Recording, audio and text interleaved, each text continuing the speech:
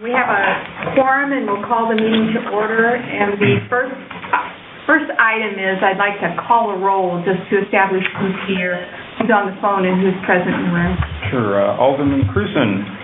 Present. And Alderman Cohn. Present. And Chairman Stouter. Here. And Commissioner Bradley. Present. And Commissioner Jay. Present. Commissioner Spade. Here. Commissioner Vizentainer. Here. And Commissioner Powers, Commissioner Pinkston, and Commissioner Brown. Thank you. The first item on the agenda is the report minutes of the June 4th meeting, and they were mailed to us, and I received mine in way ample time this month. Thank you. Do I hear a motion on the minutes? Move we approve. Second. It's been moved and seconded that we approve the minutes as distributed to us. Actually, that wasn't a vote. That wasn't a vote. That was a roll. Right. So We have to vote. That wasn't an actual vote. Right. Oh. Does anyone have any corrections or additions or comments about the minutes? Could you call the roll, please? Alderman Commisson. Aye. Alderman Cohn. Aye. Chairman Stouter. Aye. Commissioner Bradley. Aye. Commissioner Jay. Aye. Commissioner Spade. Aye. Commissioner Vizentainer. Aye. And the motion passes with all present voting yes. Okay, we'll move into item number 3, zoning items.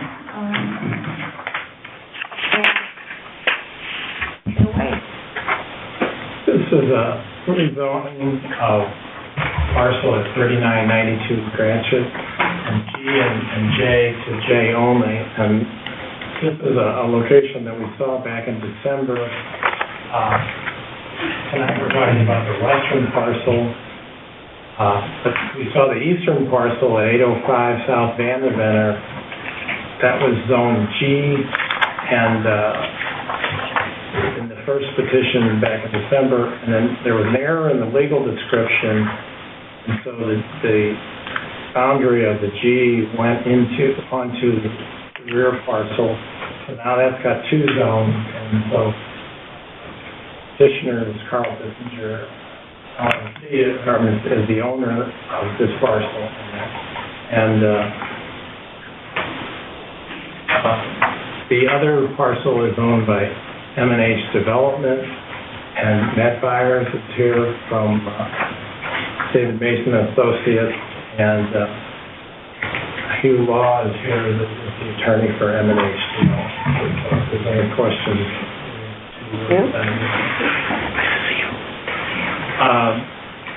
This shows the parcel, and we've exaggerated a little bit, but to show that there's 2 zones on there. This is what it looked like prior to the rezoning. There's 2 zones. There was 6 parcels on this. After the rezoning, there was a consolidation of the property on Vanderventer.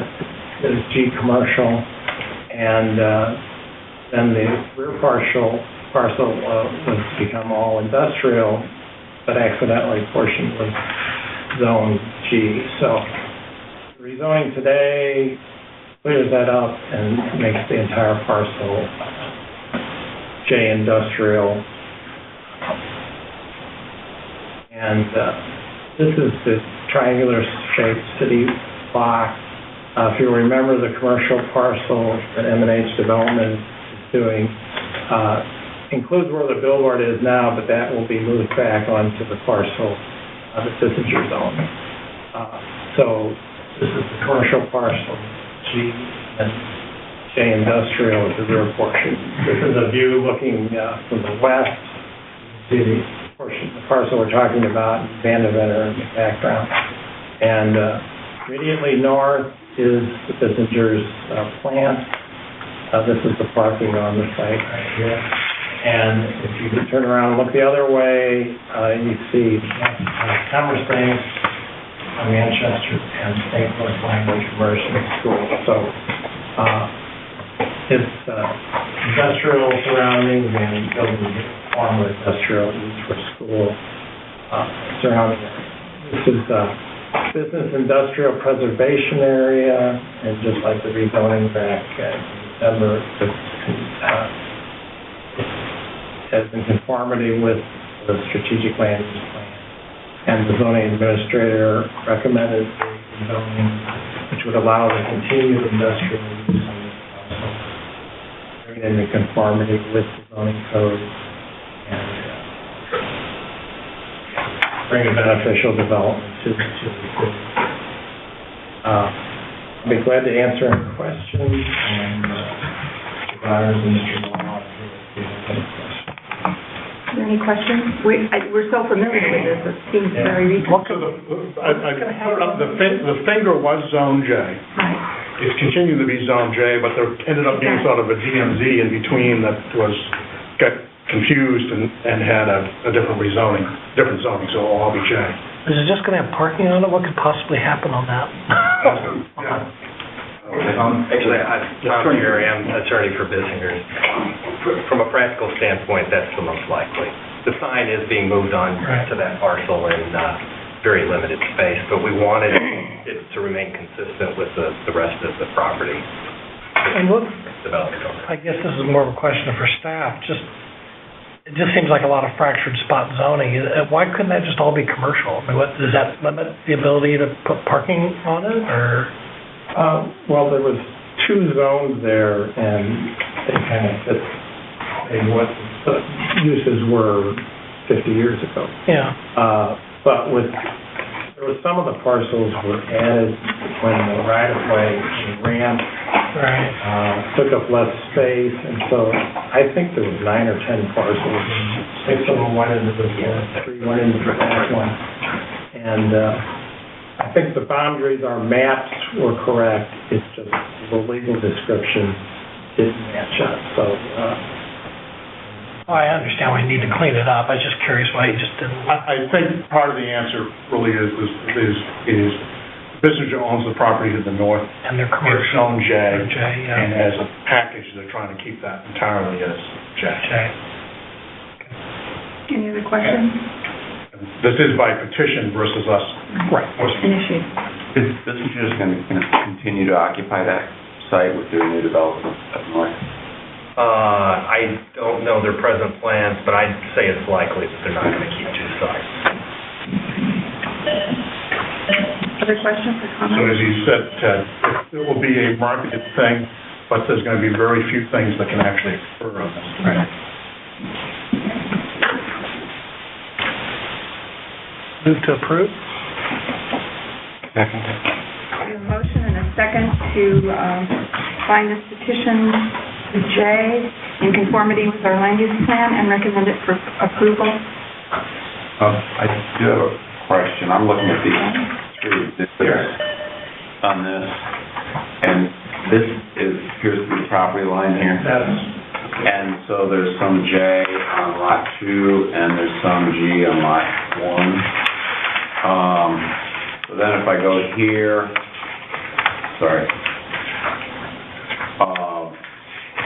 then the G encroaches onto the rear lot.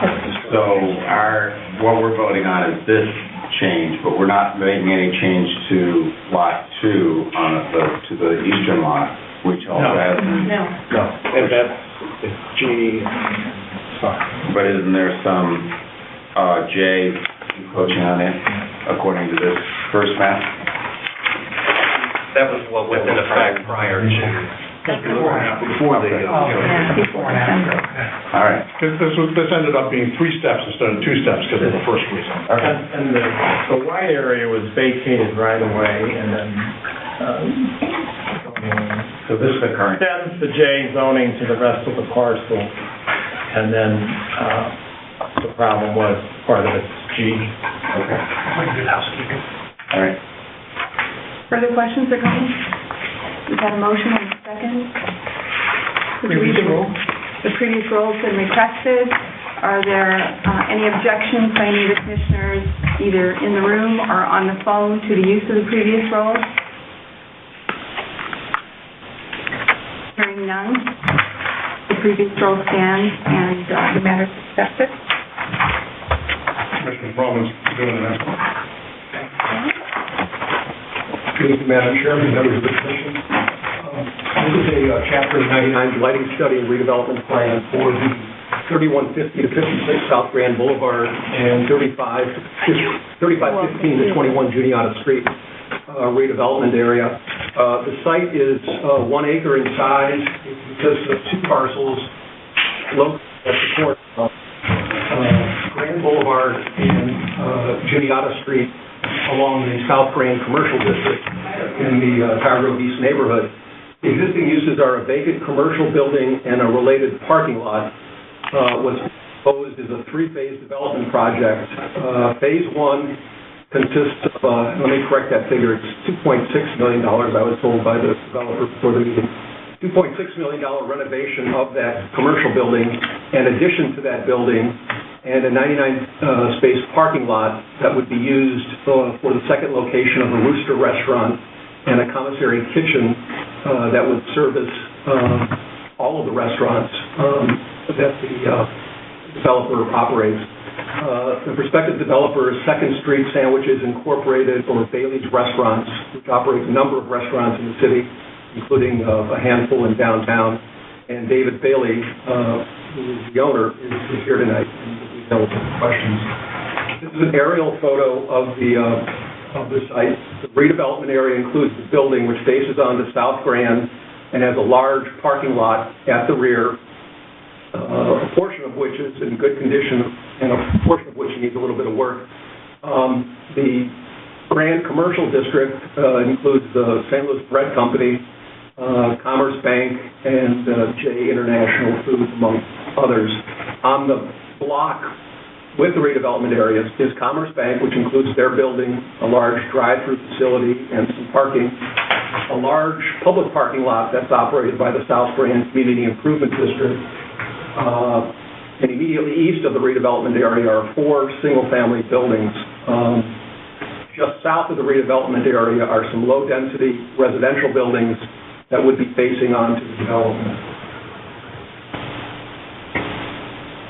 On the left is a photo of the commercial building. It's been vacant for quite some time.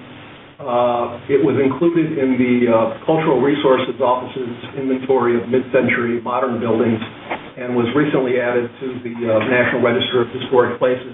As you can see, the renovation is currently going on for the building. It's about 7,000 square feet in size. On the right is the addition to the building, which faces onto Juniata Street. That's about 3,000 square feet, and as you can see, that construction is underway as well. Along Juniata Street is the parking lot. The western end of the parking lot is in good condition, well landscaped, although you can't see it because of the hedges there. And the eastern end of the parking lot, which are shown on the photos to the right, needs a little work. I mentioned Commerce Bank, which is immediately north of the redevelopment area. There's the building, and they'll keep some of their parking immediately adjacent to the addition that's going on. Immediately in front of the redevelopment area is some streetscape improvements that were completed within the last couple of years as part of Great Street's project along South Grand.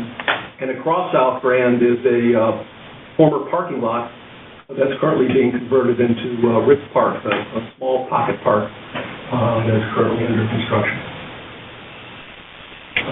Also on that same block I mentioned is the public parking lot that's administered by South Grand. That's the entrance to it. And immediately to the east are 2 of the 4 single-family buildings that are adjacent to the redevelopment area. And then on the south side of Juniata Street are these residential buildings, which would be facing phases 2 and 3 of the redevelopment area. This is a rendering of phase 1. You can see the existing building is there, the addition, as well as some patio space alongside Juniata Street. The chain link fence historical.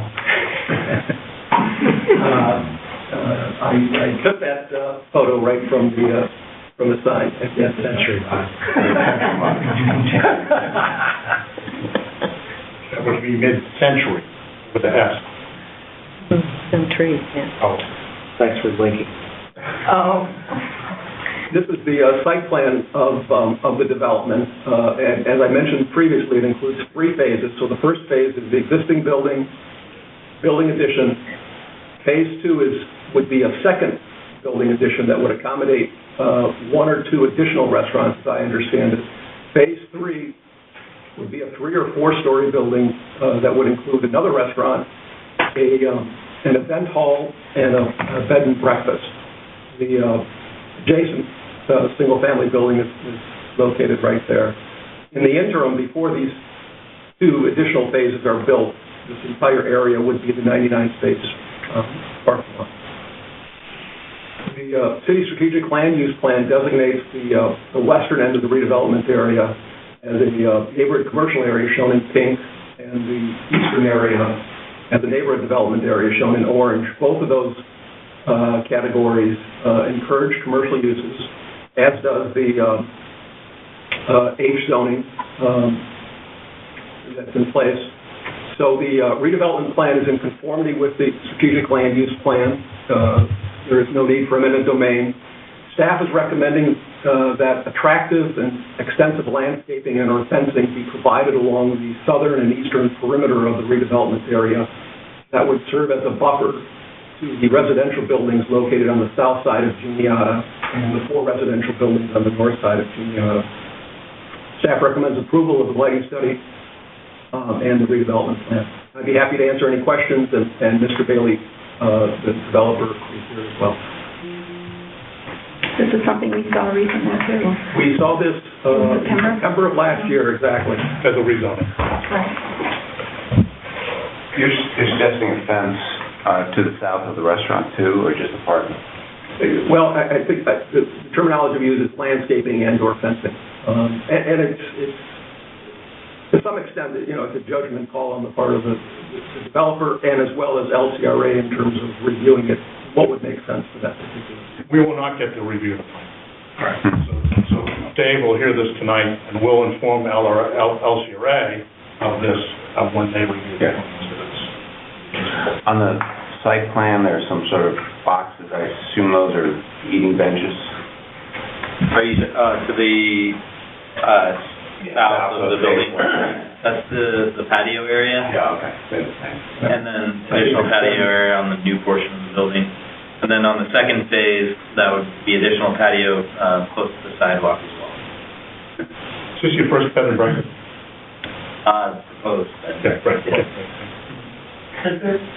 I'm trying to remember, are there street trees along Juniata along there? There are along the portion of phase 1. Yeah. When you get over to phase 3, there are also some trees along that side, but not very many. In addition to that, the single-family residence directly to the east has a very tall fence line as well as very tall hedging that goes almost nearly up to the second floor of the home.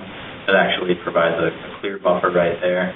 And my intention with phase 3 right there is to respect that boundary quite clearly, as well as the homes across the street, by providing really nice landscaping along the front.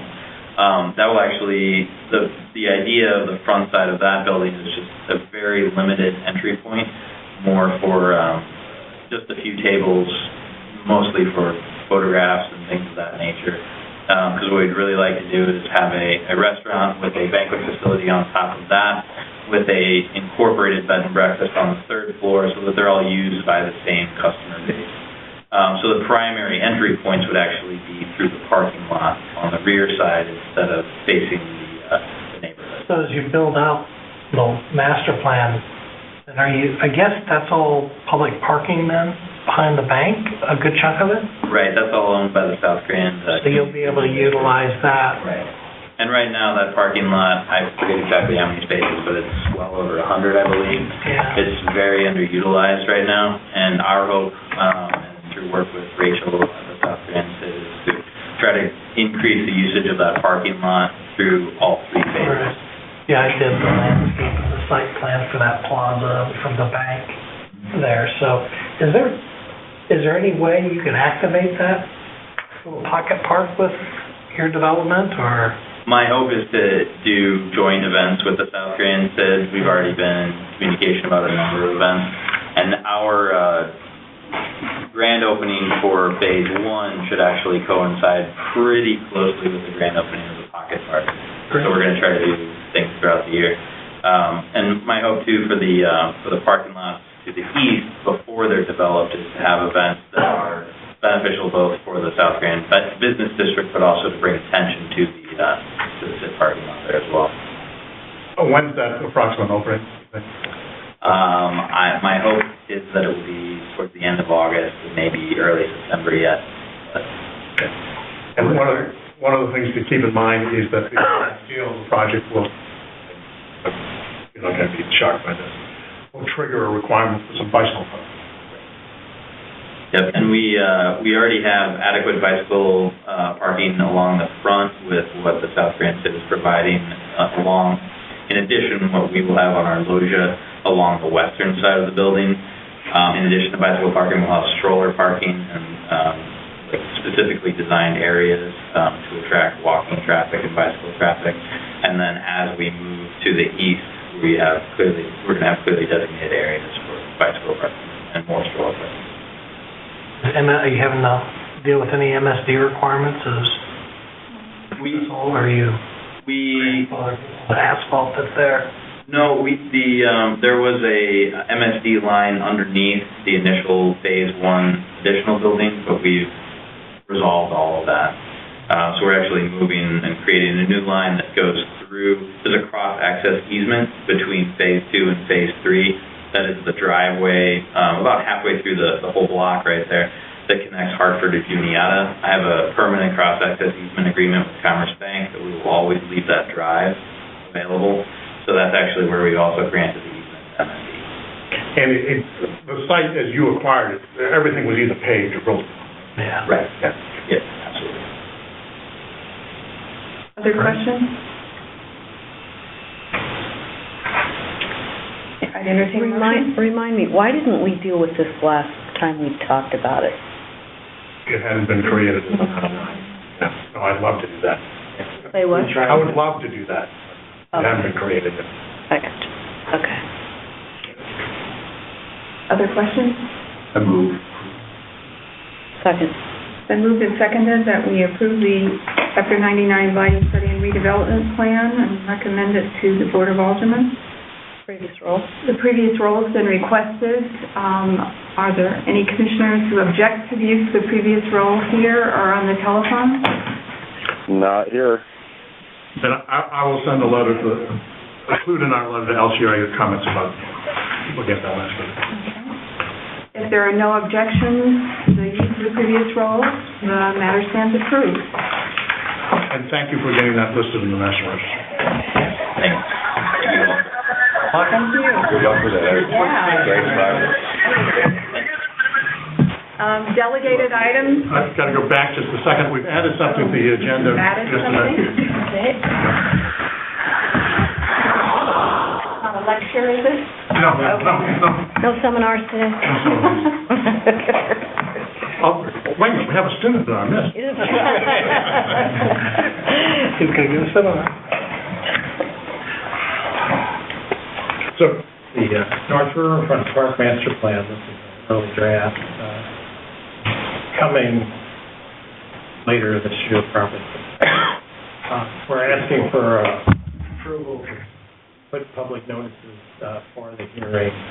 At the same time we do that, and we have plans available at libraries, et cetera. So, and you would get copies of the plans to review. And then there'd be a public hearing and the approval of the same meeting, or that could be it. The request is, by vote, that you authorize us to set up at a special or regular meeting of the Planning Commission, a public hearing on the North Riverfront Master Plan, which was prepared under contract for the project. So, and you don't have a date? We don't have a date. We may not have an August meeting, so if you give us permission, we'll... Is this different from the one that you You recuse yourself from it? You got it? Two consultants are talking about the table. This is for a city-owned park facility itself. Okay. Not for geography. The geography happens to be named the North Riverfront, but it's that park land that's just south of Dave's old haunt, the Water Division. No, but it's not the Great River It's not the- Freeway. No, it's not the Great Rivers Greenway. It's city-owned land that there was a public planning process, and we decided that we'd like to put it in our stable of adopting. Do I hear a motion for the addition? Although there is a greenway bike path that runs through there. Yeah, but the issue is two of us are pursuing a commission here, and if this was a vote regarding that commission, The GRG has a consulting RFQ up, Okay. something I recall. So that's what we're asking, because remember, it needs 21 days lead time to do it, so if you approve this, we'll do the discretion to get it set up for a meeting that So moved. likely be September. It's been moved and seconded. Previous roll. Previous roll has been requested. Are there any commissioners here or on the phone that object to the use of the previous roll to set up the meeting? No, hearing none, the matter passed. 3 slides to go. Okay. So I'll do this, neither Patrick nor Howard. As of effective with the last meeting, we now post our audio recording on the web. You can Google on the city page, or otherwise known, go to the Planning Commission, and you get a page that ultimately has 2 parts to it. So go to, where's the second one? This is the audio. Really? This is, Watch out. Or be more entertaining. No more bad jokes. Right. previous. So there's actually 2 pages. One is that gets you acknowledgement that there's the link that gets you the real audio. We'll put the PowerPoint on the web so people can see. And then, so now that we have approved minutes for the last meeting, we'll now post those. So there's 3 things available to the public of a record of a meeting. The audio, the PowerPoint, and the minutes. Thank you. And just click on this just so you can hear yourself from last time. I was on the phone.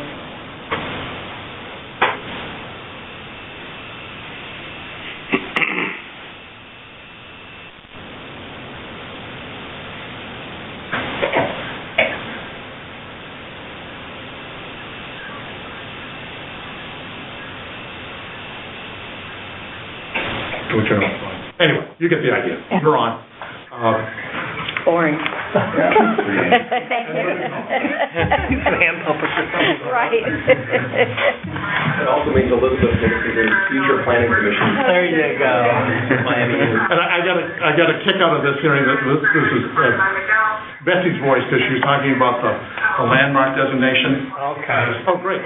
And then what I jumped to when they were previewing this, you're showing me the wrong thing. It's the Preservation Board. It's not. She's here. Why I say that is last week at the Preservation Board, they then took up that landmark designation. Dave was there. And Dave knows where I'm going.